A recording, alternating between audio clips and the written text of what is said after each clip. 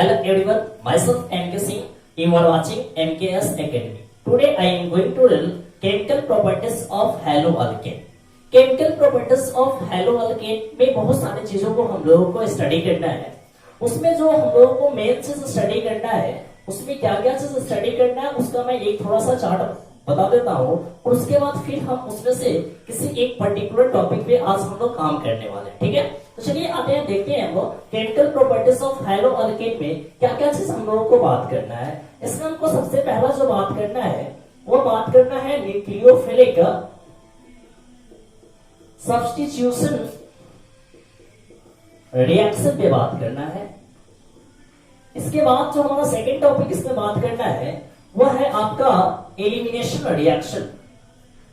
Elimination reaction और उसके बाद हम लोगों को जो बात करना है थर्ड टॉपिक, उसमें हम लोग देखेंगे कि अल्काइल हैलाइड मतलब कि हैलोअल्केन का जब हम लोग मेटल के साथ रिएक्शन करते हैं तो किस प्रकार के कंपाउंड का फॉर्मेशन करता है, यानी कि उसको हम लोग इस टॉपिक के अंदर कद पढ़ेंगे, रिएक्शन विथ मेटल्स। और फिर हम लोग एक और टॉपिक पढ़ेंगे इसमें कि यदि हम लोग अल्काइल हैलाइड का रिडक्शन कराते हैं तो कौन सा प्रोडक्ट का फॉर्मेशन होता है, यानी कि रिडक्शन प्रोसेस। यानी कि केमिकल प्रॉपर्टीज ऑफ हैलोअल्केन में हमको इतना टॉपिक पढ़ना है स्टैंडर्ड 12। ठीक है, तो आज के जो क्लास है उस क्लास में हम लोग जो बात करने वाले हैं वो आपका सबसे पहला टॉपिक है कौन, न्यूक्लियोफिलिक सब्स्टिट्यूशन रिएक्शन। इसी पे हम लोग बेसिकली पूरे डिटेल में बात करने वाले हैं। ठीक है, तो मुझे लगता है कि आप लोग इससे प्रीवियस टॉपिक को काफी अच्छा तरीके से पढ़ चुके होंगे, तो इस टॉपिक में आपको कोई परेशानी नहीं होगी। यदि आप लोग इससे प्रीवियस टॉपिक को नहीं पढ़े हैं तो आप लोग जाइए वीडियो सेशन में, और बहुत सारे वहां पे वीडियो प्रेजेंट है यूट्यूब पे, आप वहां पे देख सकते हैं। ठीक है, चलिए आज की क्लास को हम लोग थोड़ा सा इंटरेस्टिंग बनाते हैं और हम लोग न्यूक्लियोफिलिक सब्स्टिट्यूशन रिएक्शन पे बात करते हैं।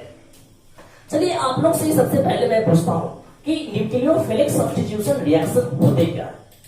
न्यूक्लियोफिलिक सब्स्टिट्यूशन रिएक्शन होते क्या है, आपने ऐसा तो देखा होगा कि सब्स्टिट्यूशन रिएक्शन क्या होते हैं, यानी कि कोई चीज मान लेते हैं कि ये चीज है, ठीक है, ये चीज है। अब यहां से क्या हो रहा है कि इसके जगह पे कोई दूसरा चीज आए और इसको यहां से हटा दे और इसका स्थान कोई दूसरा ग्रहण कर लेता है। जैसे कि मान लेते हैं कि ये दो चीज है, ठीक है, यहाँ पे ये दोनों आपस में जुड़े हुए हैं। ठीक है, एक तीसरा चीज यह आए यहां से और यहां से क्या करता है, एक को हटा दे और इसके जगह को खुद ले, क्या, तो इसी को हम लोग क्या बोलते हैं, सब्स्टिट्यूशन रिएक्शन बोलते हैं। यानी कि इसमें आपका एक एटम या ग्रुप जो होता है किसी दूसरे एटम और ग्रुप को क्या करते हैं, उसके प्रॉपर पोजीशन से रिप्लेस करते हैं, हटा देते हैं और उसका पोजीशन खुद ग्रहण कर लेते हैं। इसी को हम लोग बोला करते हैं सब्स्टिट्यूशन रिएक्शन। लेकिन हम लोगों का जो टॉपिक है वह है आपका न्यूक्लियोफिलिक सब्स्टिट्यूशन रिएक्शन। यानी कि यहां पर जो सब्स्टिट्यूशन रिएक्शन होंगे वो by the attack of nucleophile, किसके कारण होगा, by the attack of nucleophile.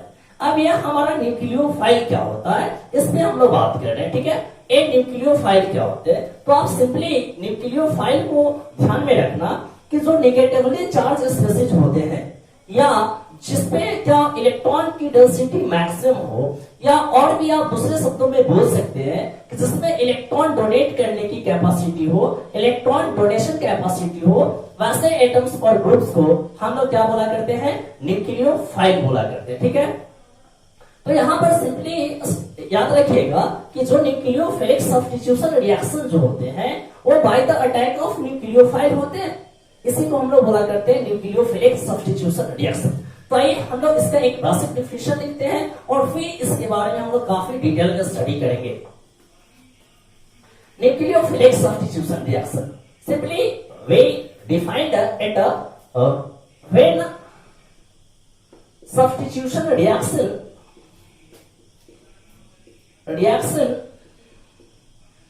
take place by the attack of nucleophile are known as nucleophilic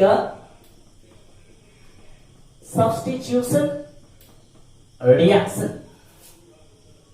reaction, ठीक है। इसे हम लोग शॉर्ट में बोला करते हैं एसिड रिएक्शन बोला करते हैं। क्या बोलते हैं? एसिड रिएक्शन बोलेंगे किसको हम लोग? न्यूक्लियोफिलिक सब्स्टिट्यूशन रिएक्शन को। अब इसमें एक और चीज हम लोग बात करते हैं कि इसमें और क्या क्या बात होती है, ठीक है। तो इसको देखिए ध्यान से आप कि यहां पर क्या होंगे कि एक तो आपका स्ट्रॉन्गर न्यूक्लियोफाइल होगा और जो पहले से वहां पे प्रेजेंट होगा वो वीकर न्यूक्लियोफाइल होगा।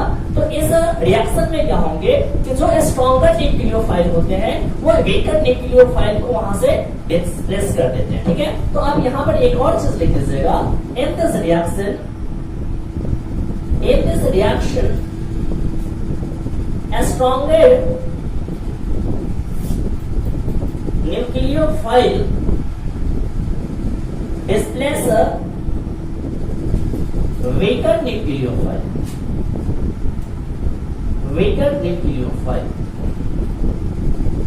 ठीक है। इस चीज को आप ध्यान रखें। अब इसका मैं आपको एक एग्जांपल फिलहाल बता दूं, जैसे कि यहाँ पे मैंने लिखा CH3 CH2 Cl, ठीक है। आप यहाँ पर क्या जानते हो कि क्लोरीन जो होता है वो मोर इलेक्ट्रोनेगेटिव एलिमेंट होता है। ये क्या करेगा? बॉन्डेड पेयर ऑफ इलेक्ट्रॉन को अपनी तरफ अट्रैक्ट करेगा। इस पे कौन सा चार्ज आएगा? पार्शियल नेगेटिव चार्ज आएगा। इस पे क्या आएगा? पार्शियल पॉजिटिव चार्ज आएगा। मान लेते हैं मैंने एक न्यूक्लियोफाइल लाया OH माइनस, किसको लाया? OH माइनस न्यूक्लियोफाइल को लाया। ये न्यूक्लियोफाइल पे नेगेटिव चार्ज है, तो नेगेटिव चार्ज वहां पे अटैक करेगा पॉजिटिव चार्ज पे। ऐसे भी इसका नाम जो पड़ा हुआ है न्यूक्लियोफाइल, न्यूक्लियस लॉबिंग। और आप सभी जानते हैं क्या कि न्यूक्लियस में कौन से चार्ज होते हैं? पॉजिटिव चार्ज होते हैं। न्यूक्लियस पे कौन से चार्ज होते हैं? पॉजिटिव चार्ज होते हैं, ठीक है। तो न्यूक्लियस लॉबिंग, तो पॉजिटिव चार्ज पे कौन अटैक करता है? नेगेटिव पार्ट, ठीक है। तो यानी कि न्यूक्लियोफाइल्स होते हैं वो न्यूक्लियस लॉबिंग होते हैं, पॉजिटिव चार्ज पे वो अटैक करते हैं। तो ये न्यूक्लियोफाइल यहाँ पे अटैक करेंगे और ये यहाँ से क्या हो जाएगा? बाहर निकल जाएगा, ठीक है। तो यहाँ पर क्या होगा? CH3 CH2OH का फॉर्मेशन हो जाएगा और यहाँ से Cl माइनस बाहर निकल जाएगा, ठीक है। तो यहाँ पर एक प्रोडक्ट का फॉर्मेशन हो गया by the type of nucleophile. Here OH minus nucleophile, hydroxide nucleophile are much powerful than Cl minus nucleophile. So OH minus nucleophile displace the Cl minus nucleophile. ठीक है। यहाँ पर इस रिएक्शन में हम लोग इसमें एक और खास टर्म लाएंगे, क्योंकि देखिए यहाँ पे एक क्लोरीन जो है इस बॉन्डेड पेयर ऑफ इलेक्ट्रॉन को लेकर बाहर निकल जा रहा है, ठीक है। यहाँ पर क्या हो रहा है? ये जो क्लोरीन है वो इस बॉन्डेड पेयर ऑफ इलेक्ट्रॉन को लेकर बाहर निकल जा रहा है। तो ऐसे एटम या ग्रुप जो किसी बॉन्डेड पेयर ऑफ इलेक्ट्रॉन से शेयर्ड पेयर ऑफ इलेक्ट्रॉन को लेकर क्या हो जाए? बाहर निकल जाए, वैसे एटम्स या ग्रुप्स को हम लोग लिविंग ग्रुप बोला करते हैं। यानी कि यहाँ पर Cl माइनस जो है वो किस रूप में है? लिविंग ग्रुप के रूप में है, ठीक है। आइए अब हम लोग यहाँ पे क्या करते हैं, कुछ विशेष बात करते हैं कि आपका न्यूक्लियोफिलिक सब्स्टिट्यूशन रिएक्शन को शुरू करने का कौन कौन सा कंडीशन होता है, ठीक है। तो आप लोग लिखेंगे condition for nucleophilic substitution reaction, that is acid reaction. इसको आप लोग कॉपी कर लिया कीजिएगा थोड़ा सा फास्ट, या स्क्रीनशॉट ले लिया कीजिएगा ताकि आपको कोई बात में परेशानी ना हो। आइए हम लोग बात कर रहे हैं कंडीशन फॉर एसिड रिएक्शन।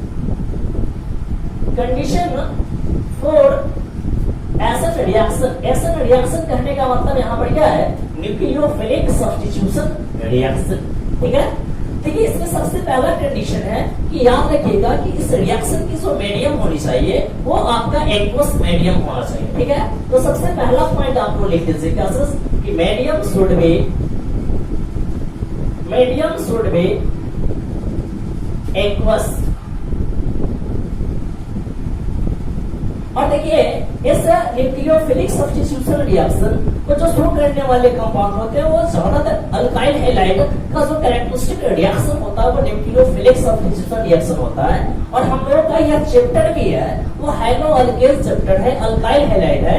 और हम लोग पढ़ भी रहे हैं chemical properties of gases, alkyl halide. तो हम लोग ज्यादातर अल्काइल हैलाइड पे ही अभी बात करेंगे हम लोग, ठीक है। तो यहाँ पर एक चीज और ध्यान रखिएगा हमेशा कि halogen should be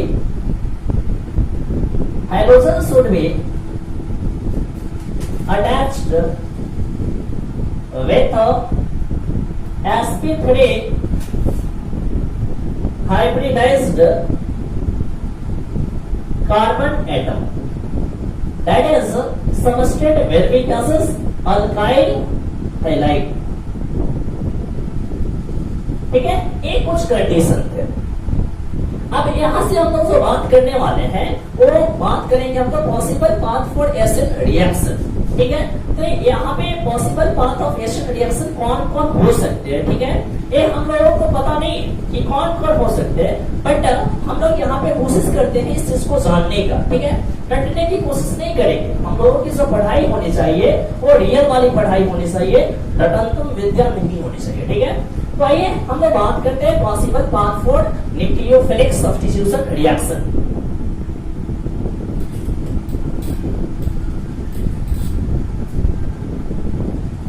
possible path for nucleophilic substitution reaction.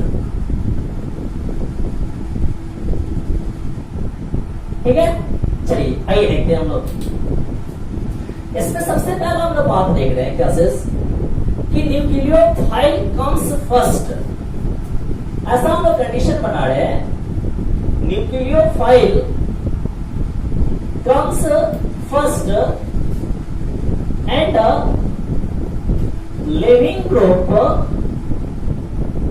Goes second.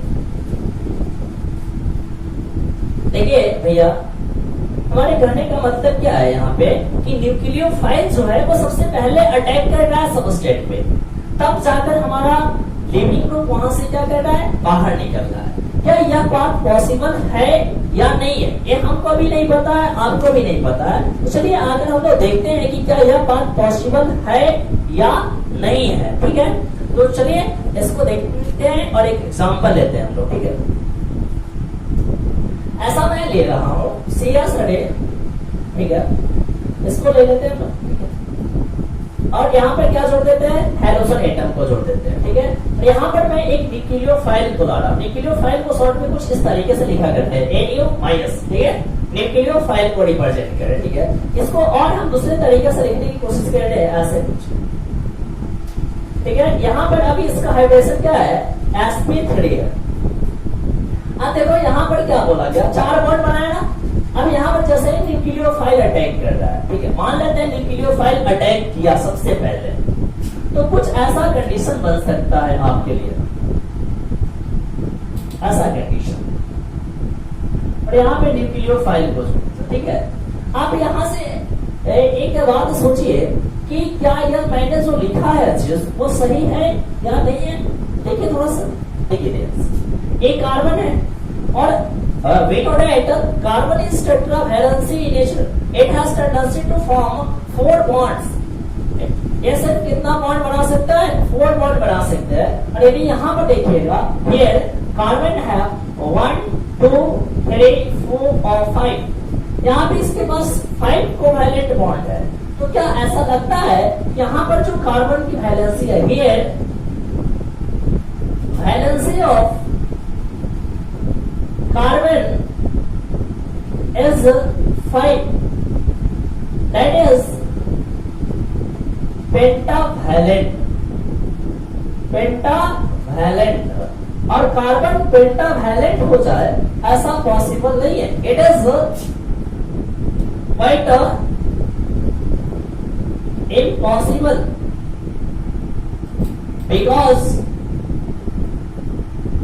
because carbon cannot expand their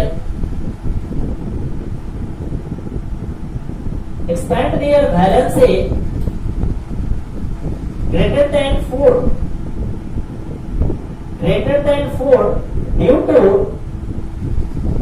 absence of d orbitals। ठीक है, यानी कि कार्बन एटम के पास d ऑर्बिटल्स नहीं होते हैं, इस कारण से ये अपनी मैक्सिमम वैलेंसी 4 जो होता है उससे वो ज्यादा नहीं बढ़ा सकते। ठीक है, तो यहाँ पर जो सारा सा जो कंसेप्ट आया आपका पेंटावैलेंट वाला, वो कंसेप्ट बिल्कुल क्या है आपका रॉन्ग है। इट मींस दैट ये बात पॉसिबल नहीं है। सीधा आप लोग लिख दीजिएगा this path is not possible.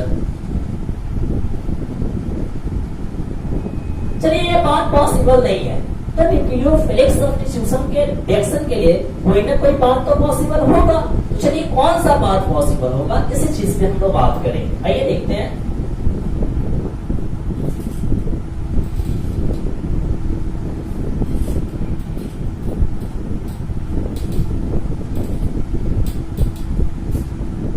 देखिए ध्यान से, इसमें काफी अच्छी अच्छी बातें आएगी और काफी इंटरेस्टिंग बात भी है। और यहाँ से खासकर कॉम्पिटिटिव एग्जाम में भी कई तरीके के क्वेश्चन पूछे जाते हैं, वो मैं इसका डीपीपीएस जब मैं दूंगा या इसका मैं जब क्वेश्चन प्रैक्टिस कराऊंगा तो वहां पे आपको समझ में आएगा ये सारी चीज का मतलब एक्चुअल में।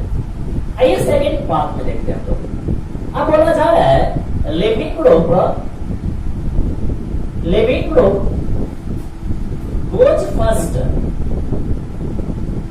goes first and nucleophile comes second। ठीक है, देखिए ध्यान से, मैंने यहाँ पर क्या लिखा इसको समझने की आप कोशिश कीजिए। ठीक है, मैंने ऐसा कुछ लिखा, यहाँ पे R1 लिख देते हैं, यहाँ पे R2 लिख देते हैं, यहाँ पे R3 लिख देते हैं। ठीक है, और इसके साथ मैंने हाइड्रोजन जोड़ दिया। यदि यहाँ पे चेक किया जाए तो इस कार्बन का हाइब्रिडाइजेशन क्या है, sp3 है। क्लियर है। अब चलिए देखिए, यहाँ से मैं एक न्यूक्लियोफाइल बोला है। ठीक है, ऐसा बोला गया, इसका रिएक्शन कराना है। अब इसमें क्या बोला जा रहा है कि leaving group goes first, leaving group सबसे पहले बाहर निकलना है। ठीक है, तो यहाँ पे हम लोग क्या करेंगे, इसका स्टेप जो होगा इस तरीके से होगा। ठीक है, ये आपका जो होगा step, this is 2 step reaction. ये आपका कितना स्टेप वाला रिएक्शन होगा, 2 स्टेप रिएक्शन होगा। First step leaving group goes first step में क्या होगा, आपका लिविंग ग्रुप बाहर निकलेगा। ठीक है, तो यहाँ पर हम लोग लिखते हैं कुछ इस तरीके से,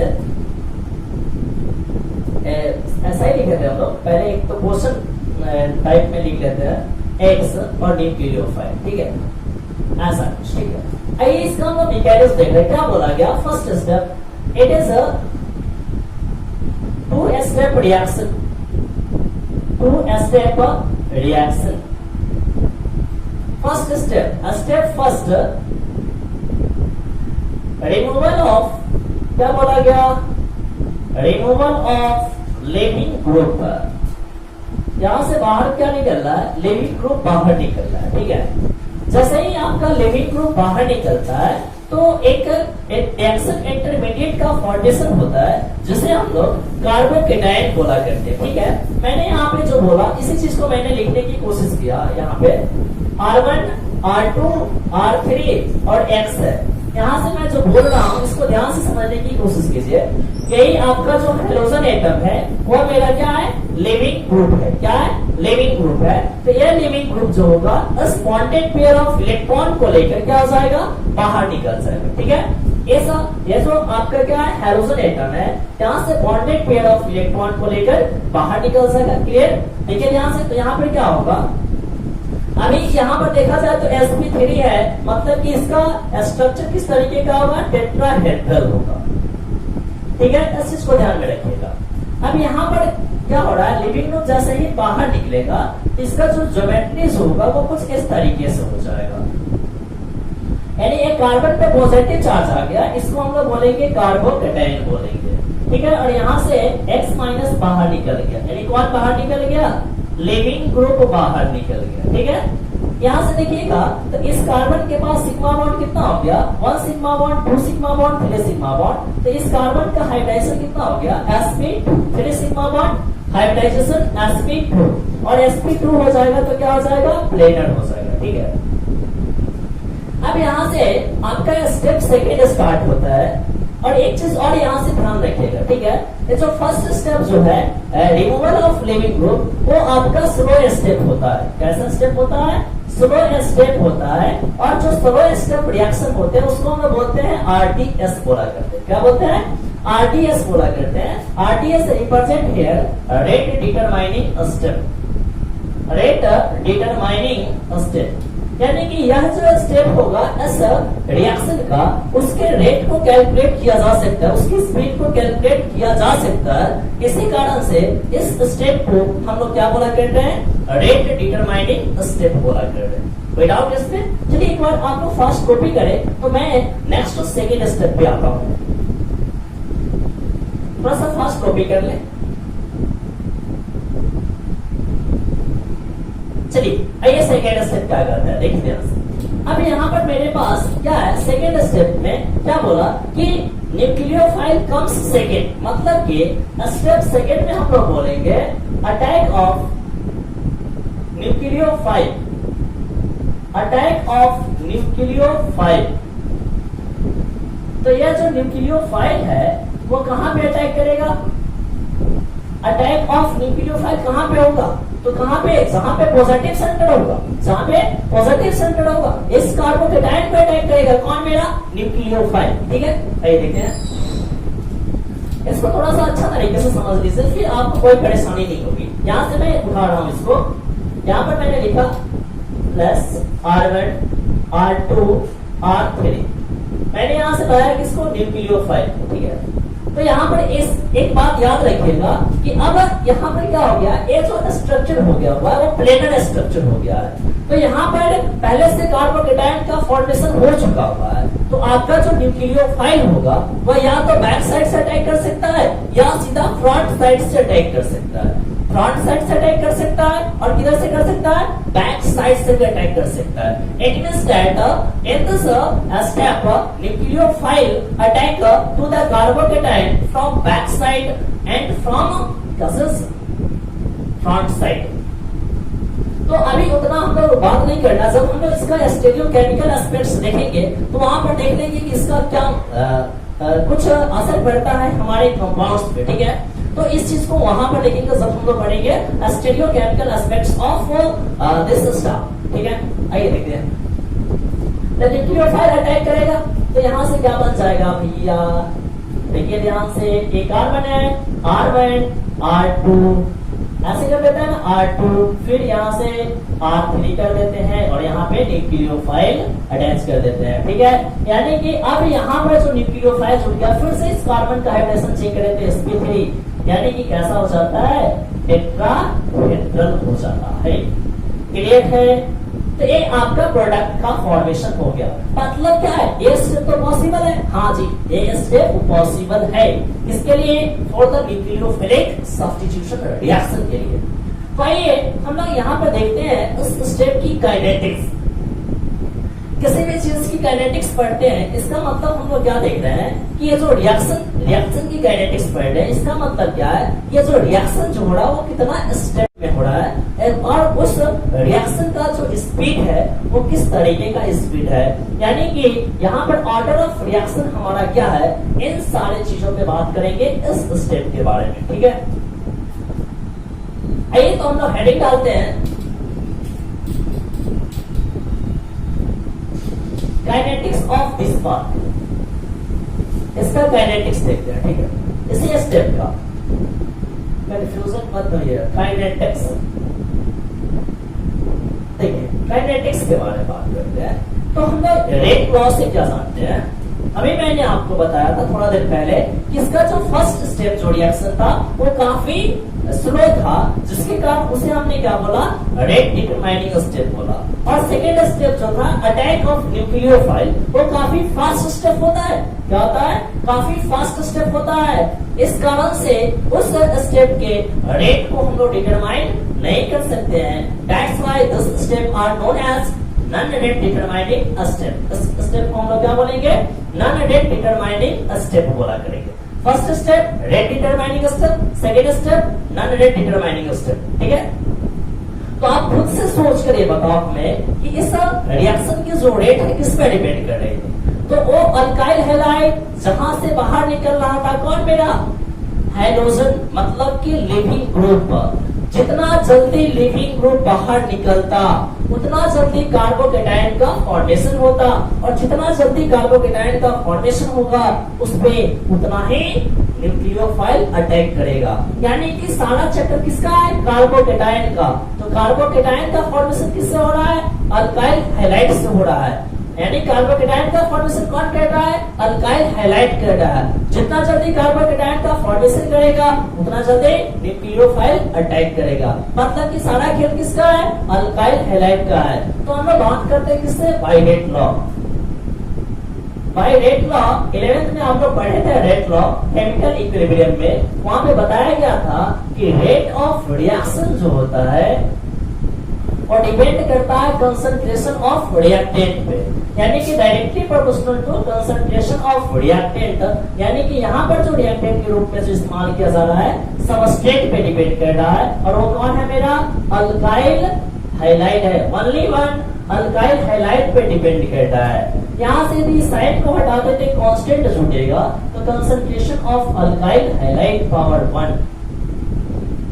तो यहाँ से इसका ऑर्डर ऑफ रिएक्शन जो आ गया, ऑर्डर ऑफ रिएक्शन इससे कितना आ गया? तो ऑर्डर ऑफ रिएक्शन क्या होते हैं? Sum of the power of concentration of reactant. ए आपको पढ़ना है केमिकल काइनेटिक्स में ऑर्डर ऑफ रिएक्शन, ठीक है। तो एक कंसंट्रेशन टर्म में जो इसके पावर होते हैं वही इसका ऑर्डर ऑफ रिएक्शन होता है, ठीक है। तो यहाँ पे इसका ऑर्डर ऑफ रिएक्शन कितना है? 1 है। इसको हम लोग बोलेंगे first order kinetics. First order kinetics यानी कि यह न्यूक्लियोफिलिक सब्स्टिट्यूशन रिएक्शन का जो स्टेप है वो किस ऑर्डर का है? फर्स्ट ऑर्डर काइनेटिक्स का है, ठीक है। इसी कारण से सो दिस स्टेप या this reaction is known as unimolecular nucleophilic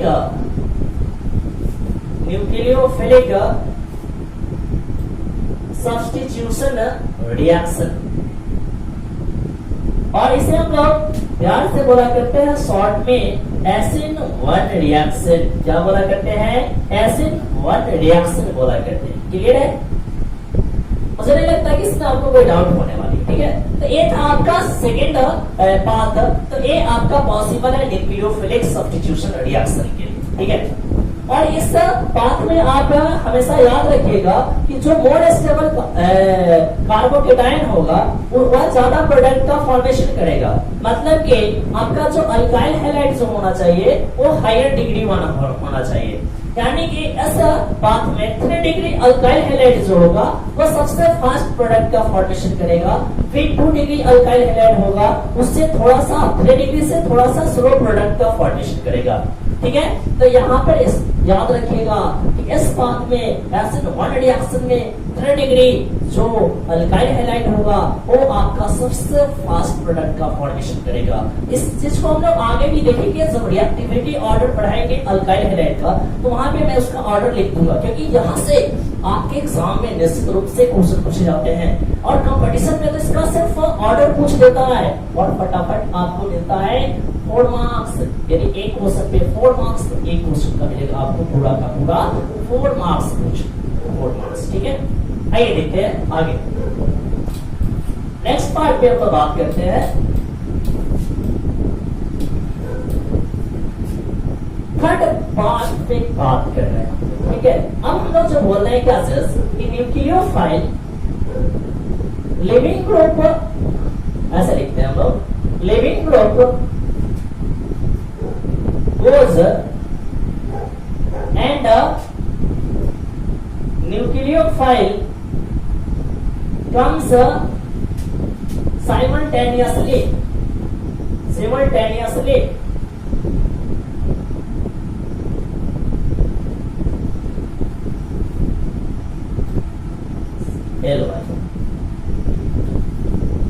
देखिए ध्यान से क्या बोला गया कि लिविंग ग्रुप बाहर जा रहा है और न्यूक्लियोफाइल अटैक कर रहा है एक साथ। ये दोनों काम एक साथ हो रहा है।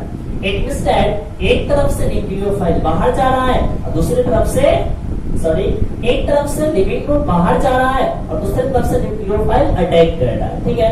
ऐसा मान कर चलते हैं हम लोग कि देखो भाई ये है ना, ये वाला चीज इधर से आपका मान लेता है न्यूक्लियोफाइल जा रहा है, आ रहा है न्यूक्लियोफाइल लिविंग ग्रुप जा रहा है, ठीक है, और दूसरे साइड से आपका न्यूक्लियोफाइल आ रहा है, ठीक है।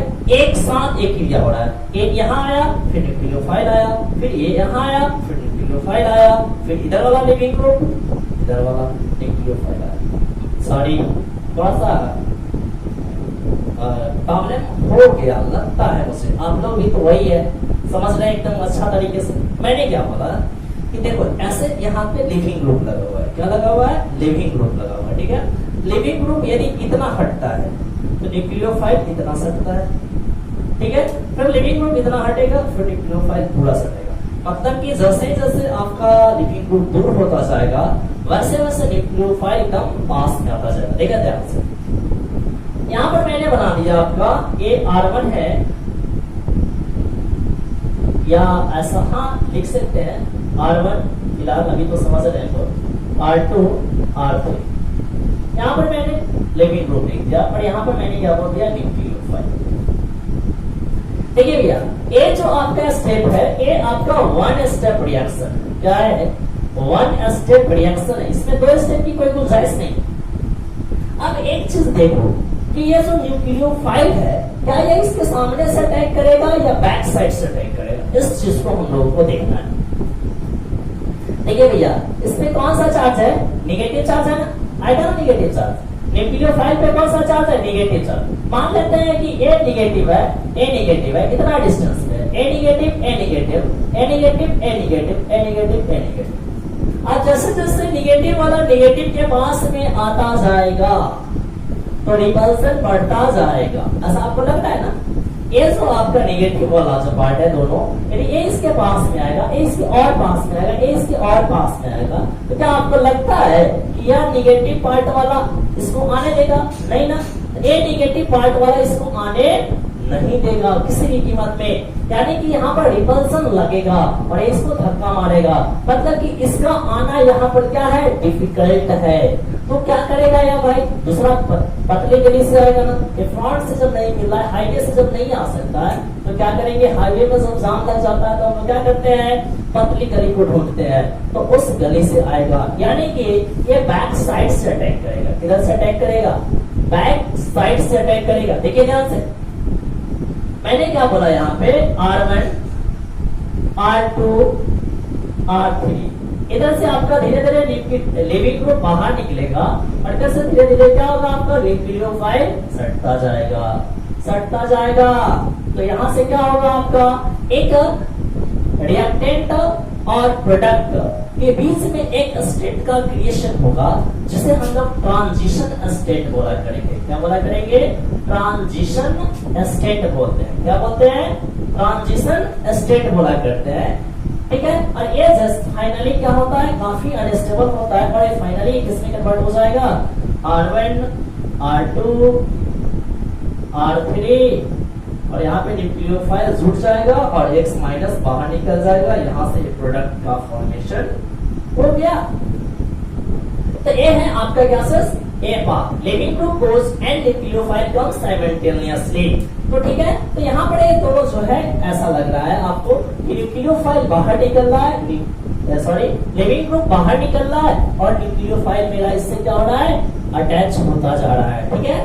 तो चलिए यहाँ पर हम लोग बात कर लेते हैं कि क्या क्या बात हो सकती है इसके काइनेटिक्स में, इस रिएक्शन में क्या क्या चीज आपको दिख रहा है। एक दिख रहा है न्यूक्लियोफाइल अटैक कर रहा है, तो न्यूक्लियोफाइल का कंसंट्रेशन जितना ज्यादा होगा उतना ज्यादा वो अटैक करेगा, ठीक है, यानी कि उतना जल्दी लिविंग ग्रुप बाहर निकलेगा। यदि आपका लिविंग ग्रुप बेटर होगा तो जितना जल्दी बाहर निकलेगा उतना जल्दी आपका उसका बैलेंस ही खाली होगा और न्यूक्लियोफाइल अटैक कर जाएगा। मतलब कि यहाँ पर इस रिएक्शन का जो रेट है वो दोनों चीज पे डिपेंड कर रहा है। किस पे डिपेंड कर रहा है, दोनों चीज पे डिपेंड कर रहा है। एक तो कंसंट्रेशन ऑफ न्यूक्लियोफाइल पे डिपेंड कर रहा है, दूसरा हमारा अल्काइल हाइलाइट पे डिपेंड कर रहा है। तो आइए इसके काइनेटिक्स को हम लोग स्टडी करते हैं।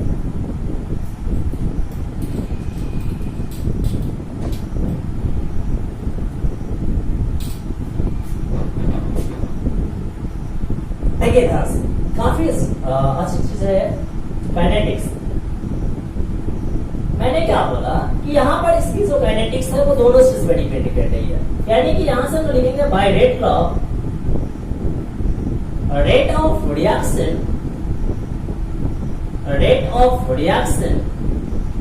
as directly proportional to concentration of alkyl halide and concentration of nucleophile। ऐसा कुछ, इसलिए पावर 1 दे देते हैं, इसलिए पावर 1 दे देते हैं। यहां से तो साइन हटाएंगे, केस उठेगा, कांस्टेंट था अल्काइल हैलाइड, और यहां से क्या लिखेंगे, न्यूक्लियोफाइल 1 1। तो यहां से आप खुद सोचिए इसका ऑर्डर ऑफ रिएक्शन कितना हो जाएगा। ऑर्डर ऑफ रिएक्शन 2 हो जाएगा, यानी कि ये कैसा ऑर्डर हो गया, सेकेंड ऑर्डर काइनेटिक्स। क्या चीज हो गया, सेकेंड ऑर्डर काइनेटिक्स। कौन सा ऑर्डर हो जाएगा, सेकेंड ऑर्डर काइनेटिक्स हो जाएगा। यानी इसलिए हम लोग इस रिएक्शन को बोलते हैं, so this reaction is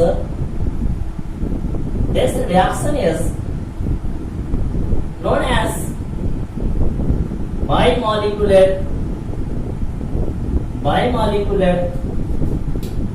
nucleophilic substitution reaction। Clear है, इसमें आपको कोई डाउट नहीं होनी चाहिए।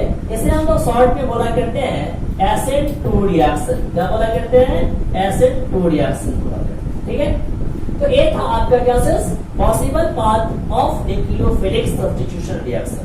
यानी कि यहां से आपके दो तरीके के न्यूक्लियोफिलिक सब्स्टिट्यूशन रिएक्शन आए। एक आपका न्यूक्लियोफिलिक यानी यूनिमॉलिक्यूलर न्यूक्लियोफिलिक सब्स्टिट्यूशन रिएक्शन, और दूसरा आपका आएगा सेस बाइमॉलिक्यूलर न्यूक्लियोफिलिक सब्स्टिट्यूशन रिएक्शन। तो इतना को आप लोग अच्छा से कंप्लीट करो, ठीक है। और फिर हम आपके लिए नेक्स्ट वीडियो में लेकर आएंगे types of nucleophilic substitution reaction, एसिड रिएक्शन, एसिड टू रिएक्शन, यानी कि यूनिमॉलिक्यूलर न्यूक्लियोफिलिक सब्स्टिट्यूशन रिएक्शन और बाइमॉलिक्यूलर न्यूक्लियोफिलिक सब्स्टिट्यूशन रिएक्शन। इन दोनों चीजों पे हम लोग काफी अच्छे तरीके से काम करेंगे। फिर जाकर हम लोग कुछ एग्जांपल देखेंगे न्यूक्लियोफिलिक सब्स्टिट्यूशन रिएक्शन का, कि आपका जब हम लोग साइनो ग्रुप के द्वारा हाइड्रोजन को रिप्लेस करते हैं तो किसका फॉर्मेशन होता है, आइसोसाइनाइड ग्रुप के द्वारा हाइड्रोजन एटम का न्यूक्लियोफिलिक सब्स्टिट्यूशन रिएक्शन होता है तो कैसे प्रोडक्ट का फॉर्मेशन होता है। फिर नाइट्रो ग्रुप के द्वारा देखेंगे, हाइड्रोक्सी ग्रुप के द्वारा देखेंगे, यानी कि बहुत सारा हम लोग यहाँ पर क्या करना है, न्यूक्लियोफिलिक सब्स्टिट्यूशन रिएक्शन को स्टडी करना है। तो आप पहले तो इतना चीज को बढ़िया तरीके से समझ जाओ, इस वीडियो का एंजॉय करो, और फिर हम आपके लिए लेकर आएंगे types of nucleophilic substitution reaction का एक शानदार video. Thanks to watching my video, thank you very much. यदि आज का आपको वीडियो अच्छा लगा हो, आज की आपको लेक्चर अच्छी लगी हो, तो आप क्या करें, हमारे चैनल को सब्सक्राइब करें और लाइक करें और कमेंट करें। आपका लाइक करना, आपका सब्सक्राइब करना, आपका कमेंट करना ही हमारा एनर्जी का एकमात्र सोर्स है, जिसके द्वारा मैं आप लोगों के लिए हर समय हमेशा अप टू डेट रहता हूँ और आप लोगों के लिए वीडियो लेकर आता हूँ। Again thank you very much.